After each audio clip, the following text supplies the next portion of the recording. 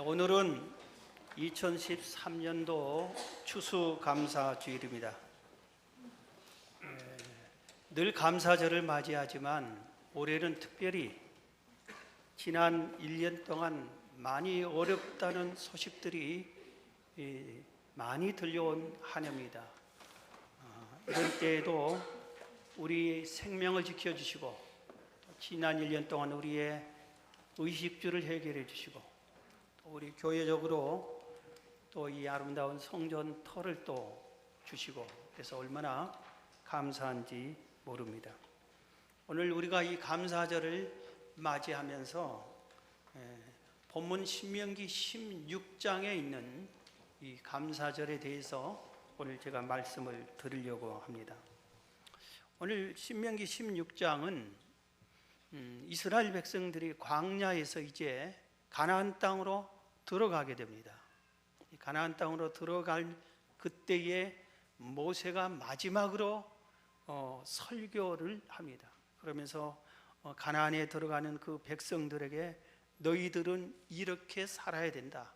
하나님의 규범이 법도가 율례가 이런 것들이다 하고 설명한 내용들이 이 신명기서인데 그 중에 오늘 본문은 특별히 절기에 대해서 말씀을 드립니다.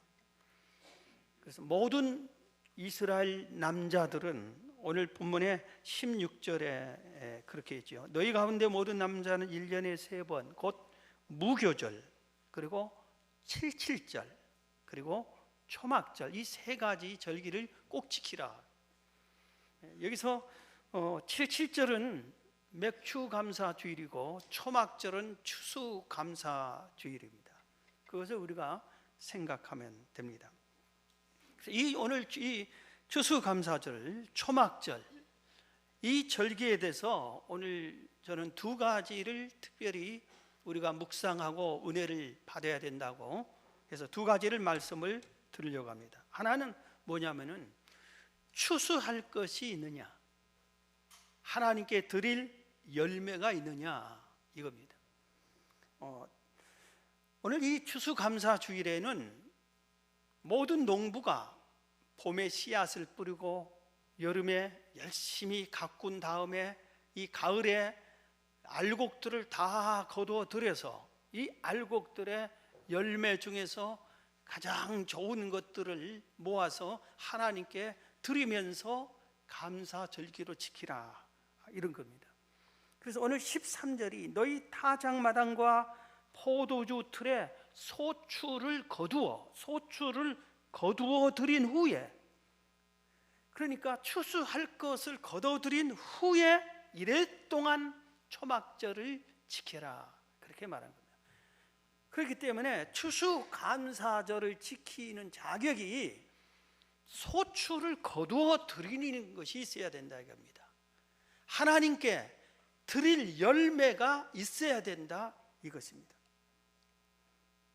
그래서 우리들이 농부의 입장에 서서 보면은 쌀 또는 콩, 감자, 고구마, 수수 여러 가지 이런 것들의 열매를 사과니, 배니, 감이니 이런 열매들을 추수한 후에 거둬들인 후에 이런 것들이 거둬들여 있어야 이 중에서 귀한 것을 하나님께 드리는 거예요.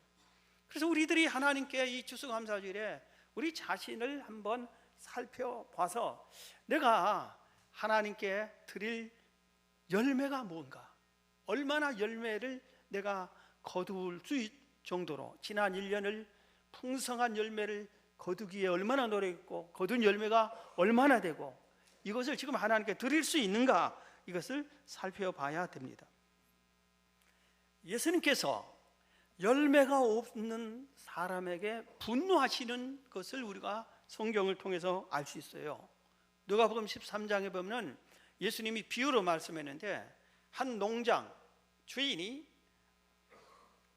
농부에게 여기 농장을 지키게 했는데 그 농장에서 무화과 나무가 있는데 이 무화과 나무가 열매가 없는 거예요. 그래서 이 무화과 나무가 왜 이렇게 열매가 없지? 이 열매 없는 이 나무 땅만 버리고 있냐고 1년을 꾹 참았습니다. 내년에도 열겠지. 다른 나무들은 풍성하게 열매를 맺는데 그 나무에는 열매가 없는 거예요. 그래서 1년 후에 또 갔습니다. 그래서 농부에게 아니 저 무화과 나무는 왜 올해도 농부에 열매가 없느냐 그러면서 이렇게 명령, 당장 찍어버려라. 그 무화과 나무를 찍어서 당장 그냥 버려라. 땅만 버린다. 그리고 다른 나무를 심어라. 이런 식으로 말합니다. 열매 맺지 못한 나무를 예수님께서 상당히 분노하면서 그 나무를 멸해버리라고 그렇게 하는 것을 우리가 누가복음 13장에서 알 수 있어요. 또 다른 비유에서도 그걸 알 수 있습니다. 우리 지난번에 잠깐 말씀드렸지만 한 종에게 한 문화씩 10종에게 각각 나눠졌어요. 똑같은 기간에 방법은 너희들 마음대로 자금도 한 문화씩 갖고 이걸 가지고 내가 돌아올 동안에 너희들이 열심히 장사를 해라. 그렇게 한 겁니다. 그런데 돌아와서 이렇게 보니까 어떤 농부는, 어떤 종은 한 문화 가지고 10배나 남겨서 준 거예요. 10배나 남겨서. 어떤 종은 5배나 남긴 겁니다. 그런데 어떤 종은 똑같은 기간에 똑같은 자금을 가지고 한 문화 그대로 갖다 준 거예요.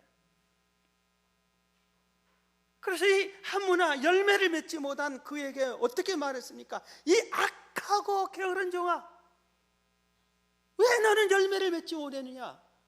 그걸 도로 뺏었습니다. 그리고 이를 쫓아내라고 했습니다.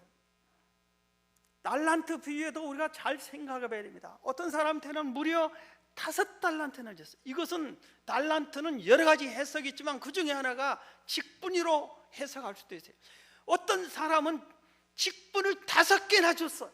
그럼에도 불구하고 이 5개의 직분 가진 자가 열매를 잘 맺었습니다. 어떤 분에게는 2달란트를 줬는데 2달란트를 가졌는데도 또 배로 넘겼어요. 그런데 달랑 1달란트 직분 하나 줬는데도 아무것도 열매를 맺지 못했어요. 그분이 맡은 그 기관이 죽어버리고 병들고 그 맡은 부서가 시험이 들고 그 맡은 일이 그분이 감당하지 못함으로 오히려 피해를, 전 공동체에 피해를 입히고, 우리의 인생에 오늘 이 추수감사주일에 내가 추수할 것이 있는지, 하나님께 드릴 추수할 예물이 있는지 우리 인생을 다시 한번 살펴보라 이겁니다. 성경은 여러 가지 열매를 소개합니다. 성령의 9가지 열매, 믿음의 열매, 기도의 열매, 전도의 열매, 사랑의 열매, 봉사의 열매, 충성의 열매, 예배의 열매, 하여튼 모든 열매들이 많습니다. 꼭 곡식의 열매만이 아니라 우리 신앙생활에, 우리 삶의 모든 열매를, 참 그리스도인의 삶은 이런 삶의 열매가 있어야 되는데 이러한 열매들을 소개하면서 이런 열매를 맺으라고, 그 열매를 가져오라고 지금 주님이 요구하고 있는 것입니다. 우리가 생각해야 됩니다. 열매가 풍족하지 못한 분들, 열매가 없는 분들은 2가지 때문이에요. 하나는 씨를 뿌리지 않았어요. 씨 뿌리는 수고가 너무 힘드니까 씨를 뿌리지 않았어요. 2번째, 씨를 뿌려놓고 싹이 났으면 가꾸어줘야 되는데 가꾸지를 안 했어요. 가꾸는 일이 얼마나 정성이 필요하고 시간이 필요하고 얼마나 노력이 필요한지 모릅니다. 그러니까 그 힘들고 귀찮으니까 안아버리는 겁니다. 그래서 열매가 없는 거예요. 씨를 뿌리지 않았고 뿌렸다 할지라도 가꾸지를 안 했기 때문에 열매가 없는 거예요.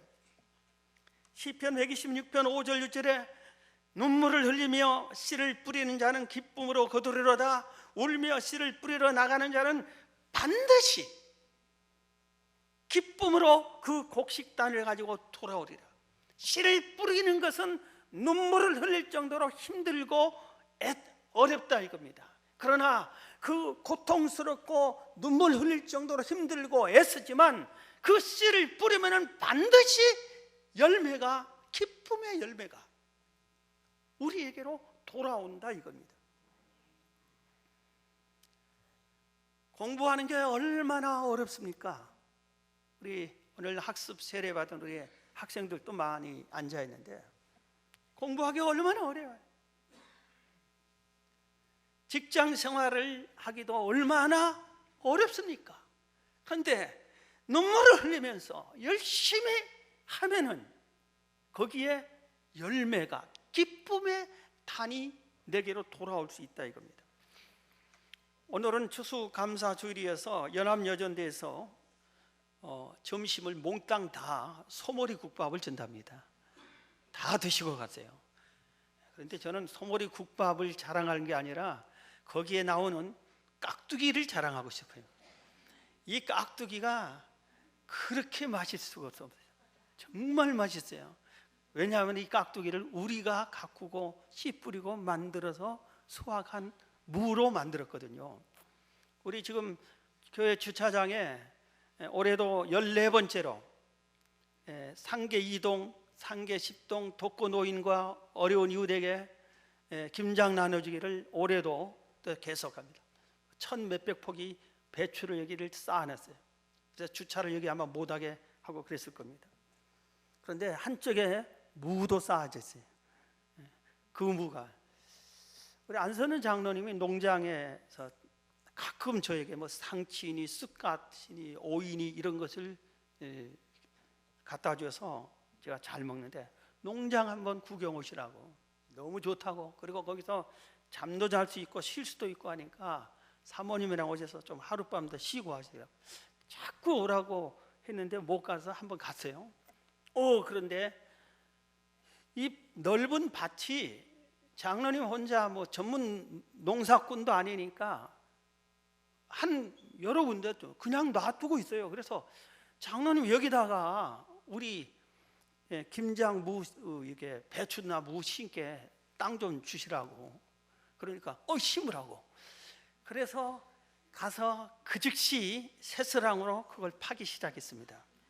그게 기계로 하면 금방인데 기계 뭐 저기 하려면은 미리 부탁을 해야 되고, 그 다음에 또 기계 그 사람을 불러서 이걸 가르면은 돈이 또 들고, 그러니까 막 그때 마침 제가 허리가 안 좋아서 밴드를 하고 차고 막 이렇게 새수랑으로 와서 동네 새수랑 또 빌려오고 하니까 무더운 날씨에 하니까 같이 놀러 가자고 같이 간 사람들이 놀지 못하고 제가 파니까 또 팠습니다. 그래서 그 땅을 싹 팠어요. 그 다음에 가서 한 번 더 팠어요. 엎었어요. 그리고 나서 돌을 많이 거두어내고 고랑을 타고 이제 무 씨를, 제일로 손이 덜 가는 게 배추보다 무니까 무를 심기로 했어요. 그래서 무를 심었어요. 비둘기들 다 씨앗을 먹는다고 다 거기를 망으로 덮고, 그리고 장로님이 물을 계속 주고 비료를 2번 주고 솎아주고, 한 글쎄 몇 개씩 심었다 다시 또 솎아줘야 되고, 그리고 다시 또 이 비가 와서 흘러니까 흙을 돋구어주고, 몇 번 이런 식으로 가서 했는데, 이 무가 거기가 그 돌짝밭이거든요. 돌이 많거든요. 돌을 많은 그 논을 흙을 부어 가지고 도로공사한 그 산에 파는 흙을 갖다 부어서 이게 밭으로 되어가는 과정이에요. 그런데 여기서는 이런 무가 크게 안 자란대. 그런데 맛은 좋대. 그런데 크기도 하고 맛도 좋아요. 얼마나 맛있는지 지금까지 내가 먹어본 무 중에 제일 맛있어요. 오늘 꼭 갈 때 바쁘면은 깍두기라도 먹고 가세요. 제발. 얼마나 맛있는지 몰라요. 그때 이 맛있는 무에 수확할 때 얼마나 행복인지 몰랐어요. 그걸 뽑는데 기쁨이 너무너무 행복하더라고요. 농부들이 이래서 농사하구나. 하나님이 그래서 이걸 비유를 이런 걸로 삼구나. 할 때 정말 힘들었어요. 별것 아닌데 그렇게 힘들더라고. 새소랑으로 땅을 팔 때 이런 거 하기가 쉬운 일이 아니더라고. 땀을 흘리고 눈물을 흘리고 할 때에 열매가 있는 거예요. 거름을 제때 맞춰서 거름을 많이 줘도 죽어버리고 적당히 줘야 되는 것이고, 물이 필요할 때 물을 안 주면 메말라 버리는 거고, 너무 많이 주면 썩어버리는 거고, 그래서 정성이 필요해요. 자식을 키우듯이 그런 거예요. 여러분, 오늘 여러분이 지난 1년을 돌이켜 감사주일에 내가 하나님께 감사 예물 드릴 게 몇 가지나 되느냐, 얼마나 되느냐, 여러분 스스로 자신을 살펴보시기 바랍니다. 만약에 부족하거든 아직 한 해가 가기 전이니까. 그리고 우리 인생이 점점 쇠약해지기 전에, 갈수록 열매 맺는 일을 하기 위해 씨를 뿌리고 가꾸는 시간은 점점 없어져 가는 거예요. 그러기 전에 열심히 여러분들이 씨도 뿌리고 가꾸기로 해서 풍성한 열매 맺는 인생이 다 되시기를 주의 이름으로 축원합니다. 두 번째입니다. 오늘 여호와께 감사하라. 추수할 것이 있느냐? 두 번째, 감사해라. 감사하라. 어떤 분이 오늘날 같은 세상은 의외로 많은 분들이 울며 통곡할 세상이다. 제발 울게 내버려 두라. 그런데 왜 울고 싶은 나에게 감사하라고 하느냐? 이런 분들이 가끔 있어요. 저한테도 그런 분이 있어요. 그리고 비슷하게 얘기해요. 그래서 이해가 가요. 저분의 심정으로는 지금 울고 싶어요. 통곡하고 싶을 거예요. 그런데 성경은 왜 그런 사람들에게도 감사하라고 하느냐 이거예요. 감사하라. 성경 감사하라고 그럽니다. 에베소 5장 20절에 범사에 우리 주 예수 그리스도 이름으로 항상 아버지 하나님께 감사하며, 우리가 잘 아는 데살로니가전서 5장 18절 범사에 감사하라. 이것이 그리스도 예수 안에서 너희를 향하신 하나님의 뜻이다.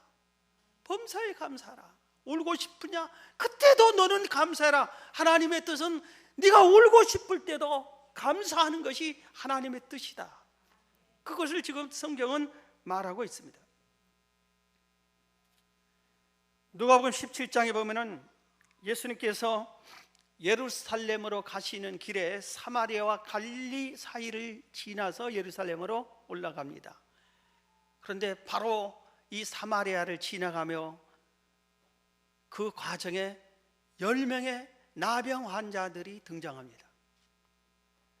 우리가 잘 아는 대로 이 나병 환자들은 나병이 걸린 순간에 추방당하는 거예요. 사람들이 사는 성 안에 들어올 수도 없는 거예요. 그들이 오면 돌을 던지는 거예요. 오지 말라고. 가족에서 쫓겨나고 친구에게 버림받고 그런 겁니다. 그런데 예수님이 지나가요. 그래서 10명의 나병 환자들이 소리쳤습니다. 예수님, 우리를 불쌍히 여겨주세요. 우리는 집에서도 쫓겨났어요. 살아가는 가족을 볼 수도 없어요. 갈 수도 없어요. 나병이기 때문에, 이 문둥병 때문에 갈 수도 없어요. 친구들이 다 떠났습니다. 모든 사람들이 우리를 버립니다. 모든 사람들이 우리를 향해 돌멩이질을 하고 있습니다. 우리 인생이 왜 이랬습니까? 예수님, 나 좀 불쌍히 여겨주세요.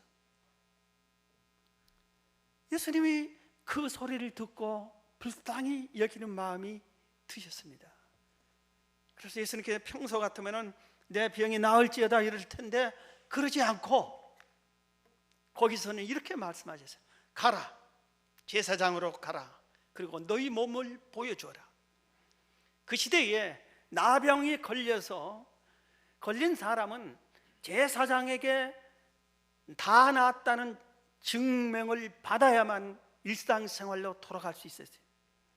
제사장으로 가라. 이 10명이 뛰어갔습니다. 제사장으로. 이건 무슨 의미예요? 10명이 예수님의 말씀을 믿은 겁니다. 제사장으로 가면은 우리가 병이 나을 거다 하는 믿음을 가진 겁니다. 예수님의 말에 순종을 한 겁니다. 고쳐달라니까 무슨 소리야 하고 따지는 게 아니라 믿었습니다. 순종해요. 그리고 뛰어갔습니다. 그런데 가는 도중에 나병이 다 나았습니다. 할렐루야. 다 나와버렸어요. 하나 물어볼게요. 이 10명이 감사했을까요? 안 했을까요? 예? 감사했어요? 안 했어요? 감사했을까요? 안 했을까요? 왜 안 했겠어요? 했겠지. 내 병인 그 무서운 천병이라고 하는 그 무서운 병이 나았는데 왜 감사를 안 했겠어요? 감사했겠죠. 내 병이 나았다. 얼마나 기뻐하고 감사했겠죠. 그런데 그 중에 한 명은 자기 혼자 기뻐하고 감사하는 것이 아니라 자기를 치료해 주신 예수님께 되돌아옵니다. 제사장에게 빨리 보이고 식구들 만나고 싶은 마음이 굴뚝 같겠지만 그렇지 않고 나를 치료해 준 예수님께 되돌아옵니다. 와서 예수님 발 앞에 엎드리고 감사합니다. 우리가 몇 년 전에 성경에는 살해하고 엎드리고 살해하고 감사를 돌렸다고 그랬어요. 그 나병 환자가 어떻게 모은지 모르는, 기적적으로 모은 몇 푼도 안 되는 것을 주님께 살해하고 감사를 드린 겁니다. 예수님께 오셔서. 그러면은 우리가 일반 상식으로 예수님, 오유, 네가 나에게 그 형편에 감사하다니 고맙다, 이래 주는 것이 일반적인 상식인데 주님은 그러지 않았어요.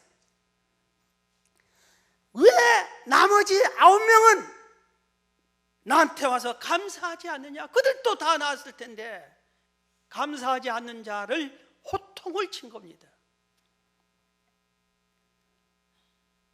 우리는 우리 스스로 나 혼자서 감사하고 끝내는 것은 9명과 같은 거예요. 하나님 앞에 감사를 해야 돼요. 살해하며 감사하며 엎드려서 정말 감사하다고 주변의 모든 사람이 보는 앞에서 우리가 하나님의 은혜를 입었으면은 철야 시간에 간증 시간이 있잖아요. 모든 사람 보는 앞에서 하나님이 나에게 이런 은혜를 주었노라고 감사로 간증도 그런 식으로 해야 되는 거예요. 나 혼자만 좋아서 혼자만 쑥덕거리고 끝나는 것이 아니라 감사를 해야 돼요. 주께 돌아 감사해야 되는 거예요. 그랬을 때 예수님께서 그 한 명에게 그에게 이르시되 가라, 내 믿음이 너를 구원하였느니, 영혼 구원까지 주셨습니다. 9명은 육체의 구원밖에 못 받았지만 이 감사하는 그는 육체의 구원뿐만 아니라 영혼 구원까지 받은 겁니다. 시편 57편에 다윗의 시가 나옵니다. 그 다윗의 시를 설명해 놓은 제목이 있어요. 다윗이 사울을 피하여 굴에 있었던 때에 성령의 감동을 받아서 이 시를 기록했노라고. 우리가 잘 아는 대로 다윗이 사울 왕이 죽이려고 하니까 도망가다가 지금 굴 속에서 하나님께 기도를 드립니다. 그런데 1절에 보면은 하나님이여 내게 은혜를 베푸소서, 내게 은혜를 베푸소서, 내 영혼이 주께로 피하되 주의 날개 그늘 아래에서 이 재앙들이 지나기까지 피하리이다. 지금 형편이 뭐냐면 다윗이 원통해 죽겠는 거예요. 너무 서러운 거예요. 내가 나라를 위해서 충성을 다하고 왕을 위해서 헌신을 다했는데 백성들이 나를 더 좋아한다고, 인기가 있다고 왕이 나를 죽이려고 하다니. 우리가 잘 아는 대로 다윗을 사울 왕이 죽이려고 하는 겁니다. 그리고 가정을 파괴시켜버린 거예요. 다윗의 아내를 뺏어서 남 주어버립니다. 가정을 파괴시키. 그리고 싸울 때마다 승리하니까 군대 장관을 세우는데 그걸 지위를 박탈시키는 겁니다. 아무것도 없이 맨몸으로 도망가서 지금 굴 속에 숨어 있는 거예요. 그래서 다윗이 원통합니다. 세상에 이럴 수 있습니까? 너무나 서럽습니다. 이 분통한 이 마음, 제발 나를 좀 살려주세요, 회복해 주세요. 이런 식으로 하나님께 기도를 하는 거예요. 그런데 그 기도를 하는데 1절에부터 해서 가다가 그렇게 기도가 끝나는 게 아니라 다윗이 마무리 기도가 놀랍게 반전을 합니다. 9절에 주여 내가 만민 중에서 주께 감사합니다, 감사하다고 마무리를 짓습니다. 중간에 바뀌는 거예요. 그 과정에 추측을 할 수 있어요. 하나님, 나 같은 배들러온 촌놈을 하나님께서 건져 주셨습니다. 내가 양을 칠 때 일이 늑대들을 잡으려고 하는 그들을 할 때 하나님이 그들에게서 내 생명을 지켜주었습니다. 사무엘 선지자를 통해서 우리 가족 쟁쟁한 형들이 많이 있는데 나를 기름 부어 왕으로 후계자로 세워주셨습니다. 골리앗과 싸울 때 하나님 이기게 해주셨습니다. 전쟁터에 수없이 갔는데 내 생명을 지켜줬습니다. 그렇게 다윗이 하나님의 은혜를 회상하면서 지금 죽겠습니다 하는 그것을, 죽겠습니다, 살려주세요, 기도는 출발을 그렇게 했지만 중간에 자기의 그런 과거의 하나님의 은혜를 생각하면서 감사합니다 하고 마무리하는 거예요. 감사합니다, 감사합니다. 여러분, 우리는 잘 압니다. 감사한 이 다윗, 죽었다 깨어나도 감사할 수 없는 환경에 있던 다윗이 감사하니까 그 후에 다윗이 결국은 이스라엘의 2대 왕으로 되고 하나님의 큰 은혜를 입은 것을 우리는 잘 압니다. 감사의 능력입니다.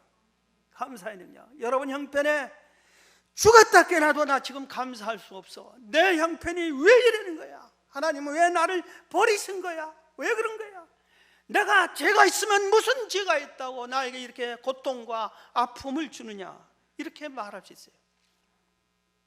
그래서 난 감사할 수 없어, 통곡만 나와, 울음만 나와.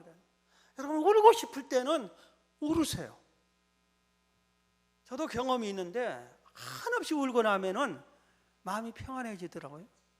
그리고 생각이 서서히 안정이 되면서 다시 제정신이 나오면서 감사도 나오고 이해도 되고 그러더라고요. 그런데 계속 울고 있고 오늘 또 울고 내일 또 울고 날마다 울기만 하는 사람은 잘못된 신앙이, 하나님을 믿지 않은 거예요. 다윗을 봐요. 성경에 수많은 사람이 그랬어요. 감사할 때 기쁘니까, 감사할 조건이 넘쳐나니까 감사한 게 아니라 극한 상황에서도 감사를 들은 겁니다. 그럴 때 하나님께서 거기서 회복시켜 준 거예요. 제가 미국에 있는 동안에 여러 권의 책을 읽었습니다. 누가 차를 줘야 되고 옆에 운전해 줘야 되고, 예? 가이드를 해줘야만 뭐 되는데 자기 살길 바쁜데 한 주간 외에는, 그래서 책을 많이 읽으세요. 그런데 그 중에 책 중에 스피치라고 하는 그 책을 우리 한국인 목사님이 쓴 책이에요. 너무 이게 중요해서 내가 생각이 나는데 교역자들에게 그 책을 소개하고 이 책 좀 봐라, 그리고 김영선 목사에게도 책을 한 권 보내줬어요. 그리고 거기에서 다시 제가 훑어봤어요. 거기에 이런 내용이 나옵니다. 어떤 두 젊은이가 같이 감옥에 들어갔습니다. 그런데 한 젊은이는 처음에 분통이 터지게 답답하고 견딜 수 없고 재수 없게 내가 이 감옥에 와서, 그런데 한 젊은이가 점점 깨달습니다. 그리고 거기서 신앙을 회복합니다. 그런 다음에 자기 일이 뉘우칩니다. 내가 잘못했다. 그리고 내가 여기서 이렇게 허송세월 보낼 것이 아니다. 그러면서 공부를 하기 시작합니다. 열심히 공부를 해가지고 거기서 공부를 하며 검정고시 과정의 시험들을 이렇게 봐갑니다. 창문에 가을이면 단풍이 들고 밤에는 별이 뜨고 달이 찌고 어떤 때는 새가 와서 노래하고 이럴 때 내 몸은 감옥에 있지만 내 마음은 넓은 자연으로 가서 그 자연을 바라보면서 생각하면서 시를 쓰기 시작합니다. 이분이 출소했습니다. 그리고 늦게 대학에 들어갑니다. 그리고 또 계속해서 노력해서 대학 교수가 됩니다. 책을 냅니다. 감옥에서 쓴 시들을 시집으로 만들고 책을 씁니다.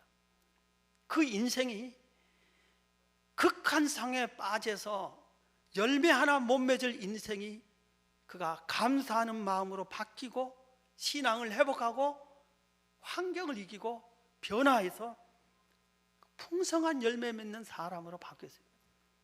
한 사람은 같이 감옥에 간 이 한 사람은 날마다 불평불만만 하는 거예요. 여름에는 덥다, 겨울에는 춥다. 새가 노래하면 저놈의 새가 왜 이렇게 시끄럽게 하냐. 낙엽이 떨어지면 쓸쓸하네.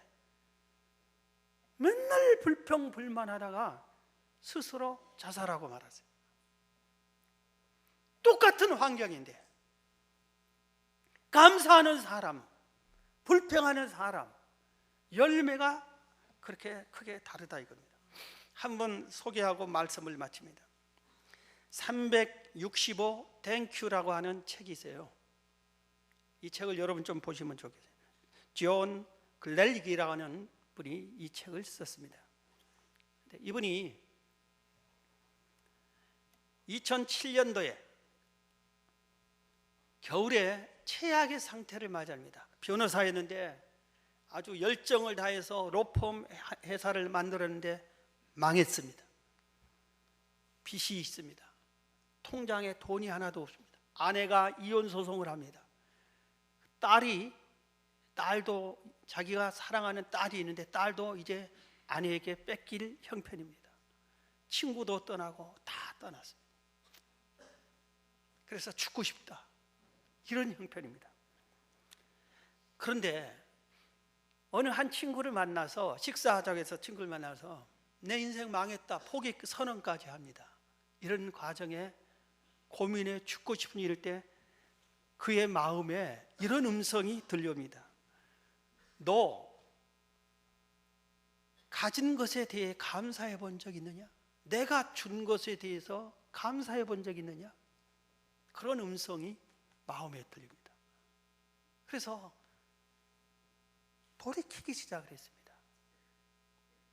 그러니까 다 잃었는데, 다 망했는데, 다 떠났는데 그래도 감사한 것이 있냐, 이 마음의 주의 음성을 순종하지 않을 수 없어서 바로 연초에, 그 겨울에 그런 일을 당하고 그 연초에 1월 3일 날 굳게 결심합니다. 내가 365일 날마다 감사 편지를 하나씩 쓰고 하루를 보낼 것이다. 그리고 제일 먼저 최근에 이혼한 아들에게 편지를 보냈습니다.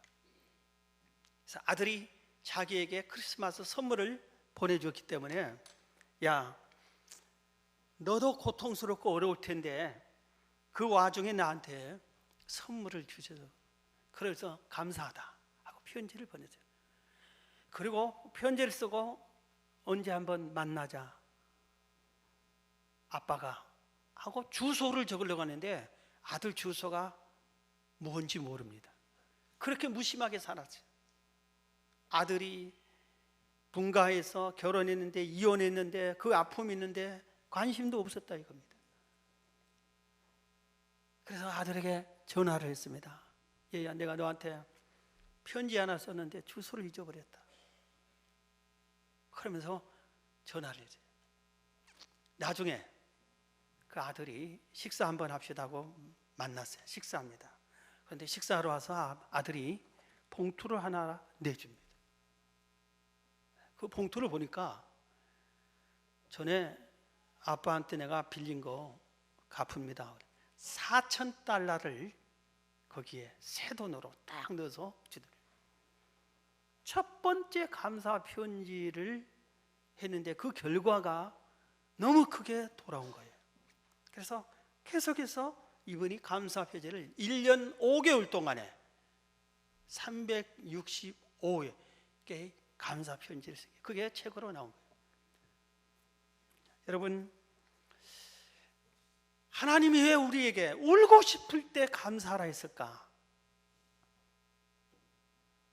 거기에 그 고통 속에 내가 너를 사랑한다, 내가 너를 사랑해, 그러니 나한테 감사해.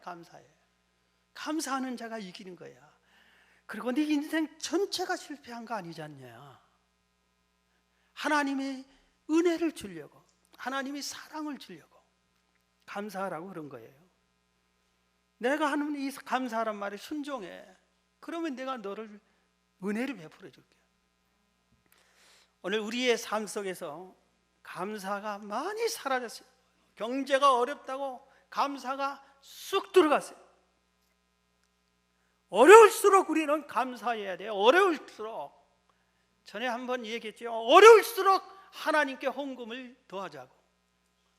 하나님이 정말 계셔? 하나님이 정말 우리의 삶을 보는 거야?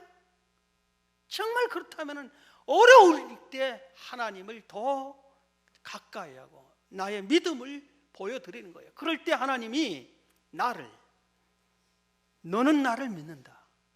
다윗이 굴 속에서 통곡하다가 하소연하다가 마지막 감사할 때 건져낸 것처럼 우리를 그 고통의 구렁텅이에서 건져내 줄 것입니다. 오늘 이 감사로 승리하는 여러분이 다 되시기를 주의 이름으로 축원합니다.